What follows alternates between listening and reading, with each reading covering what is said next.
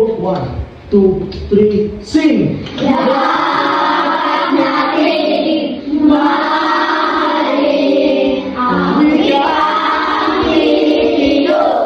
Subukan huwag itago. Ipagmalaki mo sa buong mundo ang wikang Pilipino. Dapat natin mahalin ang wikang Pilipino. Subukan huwag itago.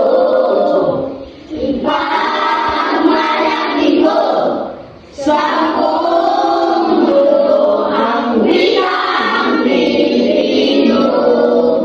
Yo, bawat Pilipino sinalita ito, lahat ng entity kahit saan ka pa sa mundo, kahit saan pa ito yung tinuturo, kaya huwag kang gago, makinig sa guro. Yo, marami sa taong wala pakialam, hindi lang nila alam ang kahalagahan. Yo, kaya magbalik sa pangyayari na kalipas, marami sumasakop sa bansang Pilipinas, Amerikanos, pati yung mga Kastila, marami silang tuloy na wawalang wika, kaya huwag pabayaan ang sarili natin, para kuminang tulad ng bituin, huwag mong ikailang yung pinagulan, kang mahiya kahit sa sinuman, isigaw mo kapatid, pambasang wika, aming hatid, let's go!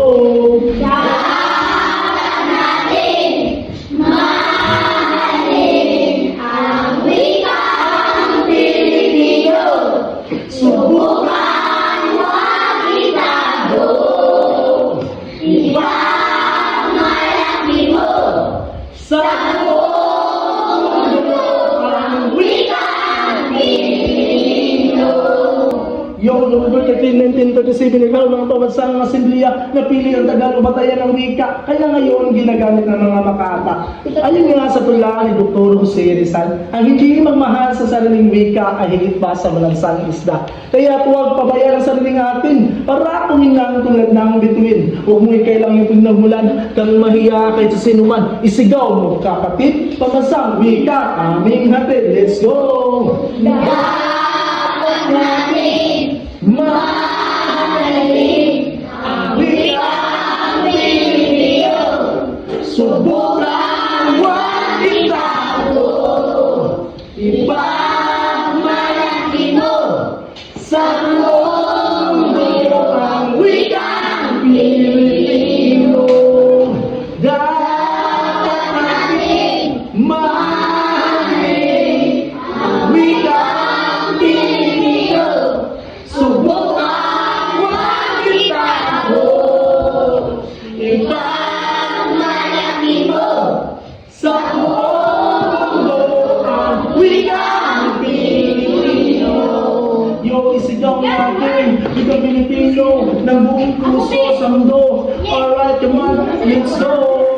dapat natin mahalin Ang wikang Pilipino. Subukan Huwag itago. Ipagmalaki mo sa buong mundo ang wikang Pilipino. Repeat! Dapat natin mahalin ang wikang Pilipino. Subukan Huwag itago. Ipagmalaki mo sa buong mundo ang wikang Pilipino. Wikang Pilipino! Alright, thank you. Grade 6A featuring Rom J. Let's go, come on!